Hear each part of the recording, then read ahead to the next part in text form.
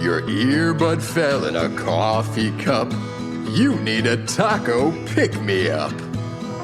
When modern life gets rough, grab the timeless taste you love. Paso, the old El Paso. New Icy Hot. Nighttime recovery. Relieves pain at nighttime while your body recovers. Icy Hot. You're so back. Este podcast contém relatos e descrições gráficas que podem ser perturbadoras para algumas pessoas. Ouça com cautela.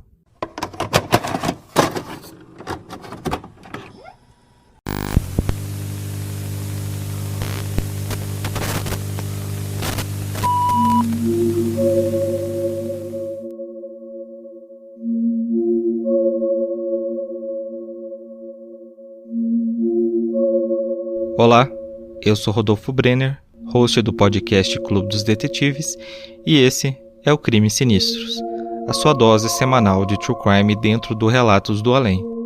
Nesse episódio, vocês vão conhecer a história de uma pequena cidade no interior do estado de Ohio, onde o escritor misterioso passou anos mandando cartas anônimas com segredos e ameaças contra os moradores, nesse caso que ficou conhecido como as Cartas de Circleville.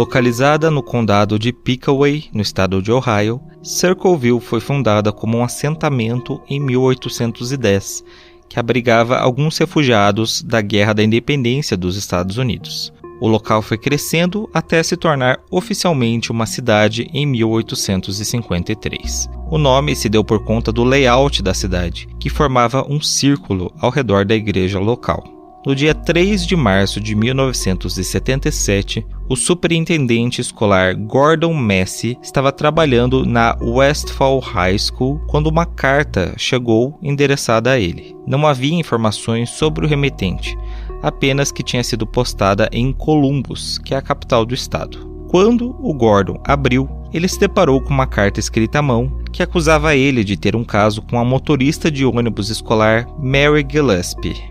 A carta pedia para que o Gordon confessasse o caso para o conselho escolar ou haveria consequências. Não deu tempo nem de pensar sobre o caso, porque no dia seguinte o conselho escolar de Westfall recebeu uma carta contando sobre o suposto romance entre o Gordon e a Mary. E eu digo suposto porque os dois negavam ter qualquer coisa. Poucos dias depois, a própria Mary Gillespie foi checar a sua caixa de correio e encontrou uma carta anônima. O autor dizia que tinha conhecimento sobre o caso entre ela e o Gordon e que logo toda a cidade também ficaria sabendo. Segundo o que a Mary falou, ela não tinha um caso com o Gordon, mas ela ficou com medo da reação do marido dela, o Ron. Então ela decidiu esconder, a carta e não mostrar para ele. Enquanto isso, outros moradores de Circleville passaram a receber cartas com acusações, ameaças e também cartas informando sobre o caso entre a Mary e o Gordon.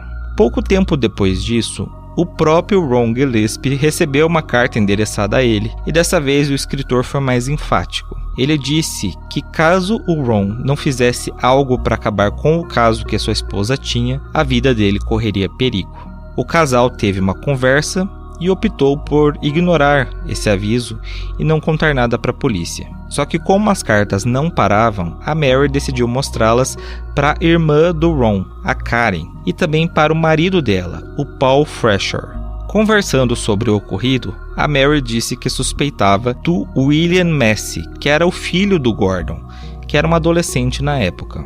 O Paul e o Ron tentaram fazer uma espécie de psicologia reversa, vamos dizer assim, e eles mandaram uma carta para o William dizendo que eles sabiam que ele era o escritor misterioso. Depois disso, as cartas pararam por um tempo, mas a situação voltou muito pior depois.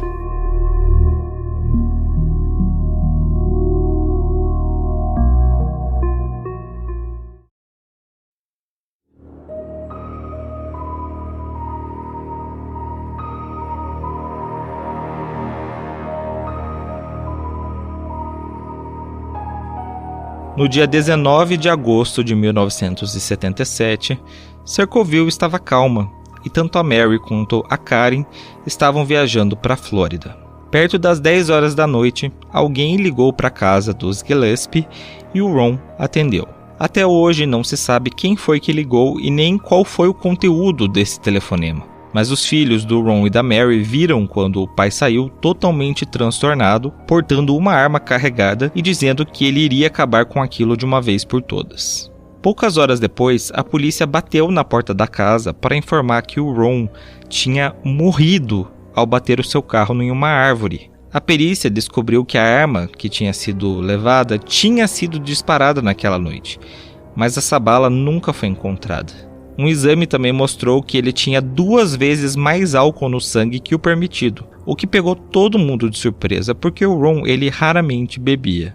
Pouco tempo depois da morte do Ron, o escritor misterioso de Circleville voltou a mandar cartas para os moradores, dessa vez acusando a Mary e o Gordon de terem assassinado o Ron para ficarem juntos. E alguns meses se passaram e aconteceu uma coisa muito estranha, para dizer o mínimo, mas o Gordon Massey, ele se divorciou da sua esposa, ele era casado, e ele começou um relacionamento com a Mary, que tinha acabado de ficar viúva. Os dois juraram para todo mundo que eles não tinham nada antes da morte do Ron, mas que as circunstâncias fizeram com que eles se aproximassem. Depois disso, as cartas pararam por anos, até voltarem em 1983. Só que agora, ao invés de focar no relacionamento do Gordon com a Mary, o foco era na filha mais nova dela, que tinha 12 anos na época. O escritor de Circleville dizia que a menina iria pagar pelo que a Mary tinha feito.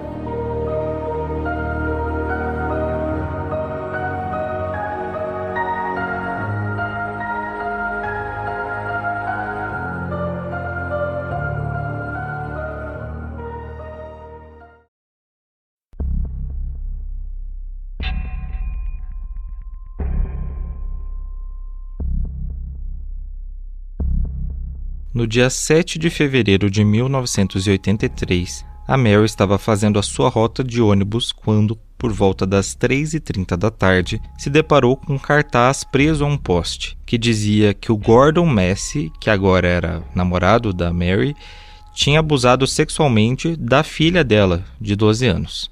A Mary ficou enfurecida, ela desceu do ônibus e tentou arrancar o cartaz, mas ela não conseguiu. A Mary então percebeu que preso ao cartaz havia um barbante que levava uma pequena caixa de papelão. Ao abrir a caixa, ela se deparou com uma arma calibre 25 carregada, com o barbante preso ao gatilho. Ou seja, aquilo era uma armadilha que por sorte não disparou. Ela chamou a polícia, que levou a arma para a perícia. Houve uma tentativa de raspar o número de série da arma, mas sem sucesso. Essa arma então foi rastreada até o seu dono, que era ninguém mais, ninguém menos do que o Paul Fresher, ex-cunhado da Mary. O Paul ainda morava em Circleville, porém ele estava divorciado da Karen, que, lembrando, era a irmã do falecido Ron. Ele foi questionado pelo xerife local, o Dwight Radcliffe, sobre a arma, e ele contou que ele costumava guardá-la na garagem, mas que ela tinha sumido há pouco tempo. Desconfiado que o Paul era o escritor de Circleville, o xerife Radcliffe decidiu tirar uma prova da caligrafia dele. O que normalmente é feito nesses casos é pedir para o suspeito escrever algo e comparar com o material inicial. Mas o xerife ele deu as cartas para o Paul e pediu para que ele copiasse fielmente a caligrafia. Ou seja, é óbvio que haveria uma correspondência entre as letras. Então, com essa pista, entre muitas aspas, juntamente com a arma desaparecida, o Paul foi acusado pela tentativa de homicídio da Mary Gillespie. Ele foi considerado culpado e recebeu uma sentença de 25 anos de prisão. Entretanto, muitas evidências sobre a inocência do Paul foram deixadas de lado. Primeiramente, não foi encontrada nenhuma digital dele nas cartas ou na armadilha. Segundo, uma busca na casa dele também não encontrou nada que pudesse incriminá-lo. Terceiro, o xerife Radcliffe disse que o Paul tinha confessado ter escrito mais de 50 cartas, só que o próprio Paul negou e ele disse que o xerife Radcliffe queria culpá-lo apenas para encerrar o caso. E a quarta e talvez mais importante evidência é que 20 minutos antes da Mary encontrar a armadilha, outro motorista de ônibus dirigindo pela mesma rota disse que viu um carro amarelo parado naquele local, junto com um homem loiro cuja descrição não correspondia com a do Paul. E ele também não tinha um carro amarelo. Mesmo assim, o Paul foi mandado para uma prisão que ficava em Lima, no estado de Ohio. Porém, mesmo com ele detido, as cartas não pararam. E elas ainda tinham um carimbo postal de Columbus, que agora ficava a cerca de 150 quilômetros de onde o Paul estava preso. O xerife Radcliffe ele continuava suspeitando de que o Paul, de alguma forma, estava enviando as cartas de dentro da prisão. Então ele foi lá, colocou o Paul na solitária, com monitoramento 24 horas e sem acesso a nenhum material de escrita, e mesmo assim as cartas continuaram chegando em Circleville. Em dezembro de 1990, aconteceu a primeira audiência de condicional do Paul, e ele tinha tudo, para ser liberado, uma vez que ele era um prisioneiro modelo, e o diretor da prisão, que serviu de testemunha nessa audiência, ele disse que ele acreditava fielmente que o Paul era inocente, uma vez que as cartas continuavam chegando em Circleville, independente de onde o Paul estivesse. Mesmo assim, ele teve a condicional negada. E aí, poucos dias depois, o próprio Paul recebeu uma carta na prisão. E essa carta dizia: "Quando você vai acreditar que você não vai sair daí? Eu te disse há 2 anos. Quando nós armamos para alguém, eles permanecem presos. Você não escuta mesmo. Ninguém quer você fora daí."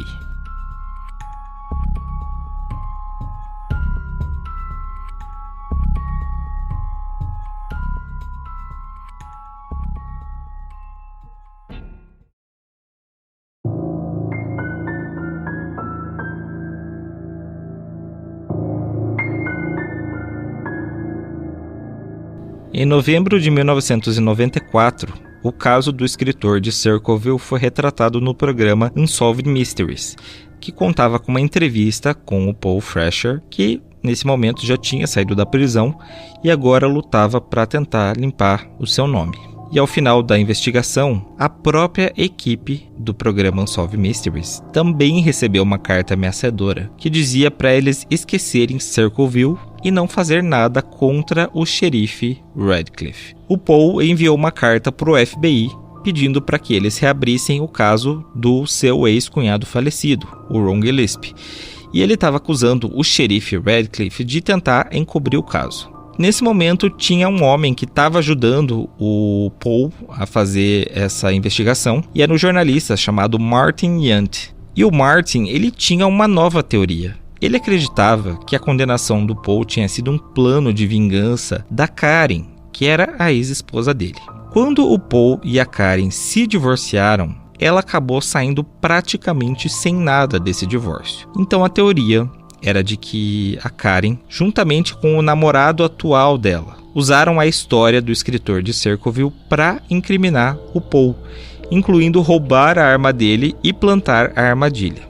Inclusive, dizem que a descrição do homem que foi visto próximo da armadilha antes da Mary passar por lá era bem parecida com a do namorado atual da Karen. E aí, com o Paul preso, a Karen ficou com a guarda dos 3 filhos do casal e também com a casa em que eles moravam.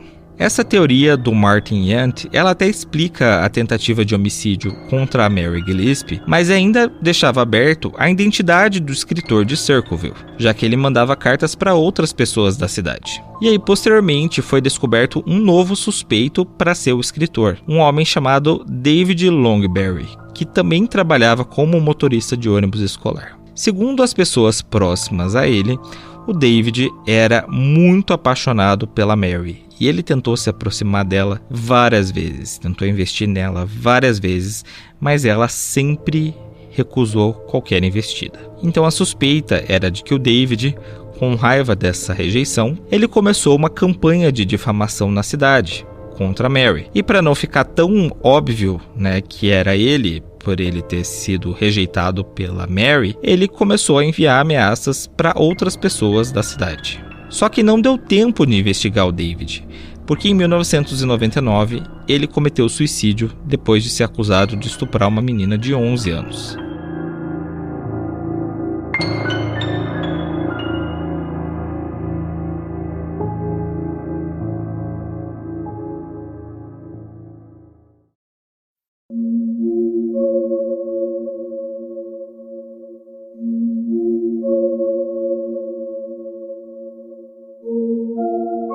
O programa 48 Hours da CBS fez um especial sobre o caso das cartas de Circleville e contratou 2 especialistas para analisar as cartas. A primeira foi a Mary Ellen, que tinha trabalhado como perfiladora do FBI, ou seja, ela fazia perfis, de criminosos. Segundo ela, o escritor era uma pessoa controladora, vingativa, cruel e com um sério distúrbio de personalidade, que eram características que o Poe não tinha, segundo as pessoas mais próximas a ele. O Poe sempre foi um cara centrado, calmo e nem um pouco cruel. Então, pelo menos a descrição que ela tinha, do possível escritor com o Poe não batia. Mas a segunda especialista contatada foi uma especialista em documentos forenses chamada Beverly East, e ela utilizou alguns exemplos da caligrafia do Poe, exemplos que não eram as cartas que o xerife tinha mandado ele escrever, e ela comparou com algumas cartas que o escritor de Circleville tinha mandado. E ela realmente encontrou algumas similaridades, principalmente quanto aos números. Então, o número 3 e o número 8 eram bem parecidos do jeito que o Poe escrevia e do jeito que o escritor de Circleville escrevia. Então, segundo ela, o Poe era sim o escritor de Circleville. Bom, e o que aconteceu com os envolvidos nesse caso? O Paul Fresher morreu em 2012 de ataque cardíaco e ele faleceu negando que ele fosse o escritor de Circleville. Já o xerife Radcliffe, ele foi acusado de esconder diversos crimes ocorridos no condado. Um dos mais graves seria o assassinato de uma professora grávida, supostamente cometido pelo promotor Roger Klein, que era amigo pessoal do xerife. Esse caso nunca teve solução e o Roger Klein chegou ao cargo de juiz, tendo se aposentado em 2013. Outro caso encoberto foi um caso de abuso sexual cometido pelo médico legista, que também foi acusado de exposição indecente e posse de pornografia infantil. As denúncias contra esse médico nunca foram para frente, porque o promotor da época, que era justamente o Roger Klein, alegou que os crimes já tinham prescrito. Já a Mary Gillespie sumiu completamente dos holofotes, assim como o Gordon Massey e a Karen. Um dos filhos do Paul e da Karen se chamava Mark, e segundo as pessoas próximas, ele tinha uma relação muito boa com o pai, só que tudo desandou depois que o Paul foi preso. A Karen ficava o tempo todo falando sobre como o Paul não queria saber dos filhos, como ele não gostava dos filhos, como ele era um péssimo pai, etc. E isso acabou gerando no Mark um trauma muito grave e posteriormente ele desenvolveu depressão severa. Em setembro de 2002, o Mark cometeu suicídio aos 39 anos. Mas afinal, quem era o escritor de Circleville? Será que era o David, com raiva por ter sido rejeitado pela Mary? Será que era o Paul, que conseguia de alguma forma mandar as cartas de dentro da prisão? Ou será que tudo não foi um plano da Karen para incriminar o seu ex-marido? E quem teria ligado para o Ron na noite que ele se acidentou? Será que isso foi mesmo um acidente? E todas essas perguntas, até hoje, permanecem sem resposta. Esse foi o Crimes Sinistros, parceria entre o Relatos do Além e o meu podcast, o Clube dos Detetives. E se você gosta de crimes reais, histórias de serial killers e mistérios sobrenaturais, eu recomendo muito que você procure por Clube dos Detetives no seu agregador de podcast ou entre no nosso site, o www.podcastcdd.com.br. Lá você tem link para todas as nossas redes sociais e também descobre onde ouvir a gente. Eu sou Rodolfo, esse foi o Crimes Sinistros e a gente se vê na semana que vem.